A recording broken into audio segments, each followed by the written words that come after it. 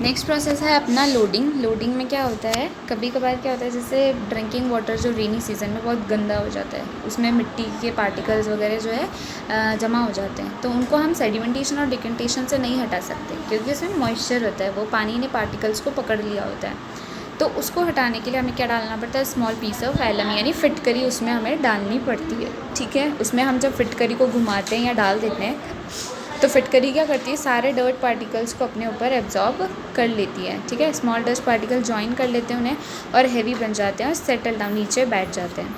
Now we can get, तो वो particles उस पर फिटकरी पे चिपक के उसी के साथ नीचे बैठ जाते हैं और हमें क्या मिल जाता है, प्योर वाटर मिल जाता है। ठीक है, तो हम प्योर वाटर को सेडिमेंटेशन और डिकेंटेशन प्रोसेस से भी ले सकते हैं और और कभी ऐसे डर्ट पार्टिकल सस्पेंड हो जाए, उसी में मिक्स हो जाए, तो हम उसको लोडिंग के थ्रू, यानी इस प्रोसेस को हम क्या कहते हैं, लोडिंग, जिसमें हम फिटकरी डाल के सारे डर्ट पार्टिकल्स या गंदगी को एब्जॉर्ब करवा लेते हैं। ठीक है, नेक्स्ट प्रोसेस आपका फिल्ट्रेशन। फिल्ट्रेशन यानी छानना।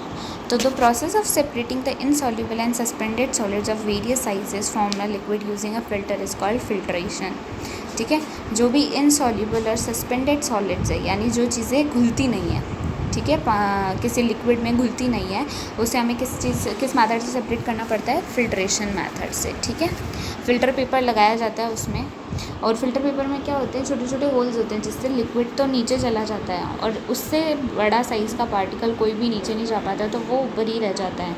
ठीक है, तो वो सेपरेट हो जाते हैं, अलग अलग हो जाते हैं। जैसे अपन चाय पत्ती को छान लेते हैं चाय में से, ठीक है, वो अपनी चलनी जो होती है उसका साइज़ इस तरीके का होता है कि लिक्विड जो चाय है वो तो चली जाती है नीचे, और जो सॉलिड पार्टिकल्स रह जाते हैं चाय पत्ती वगैरह, वो रह जाते हैं अपने ऊपर।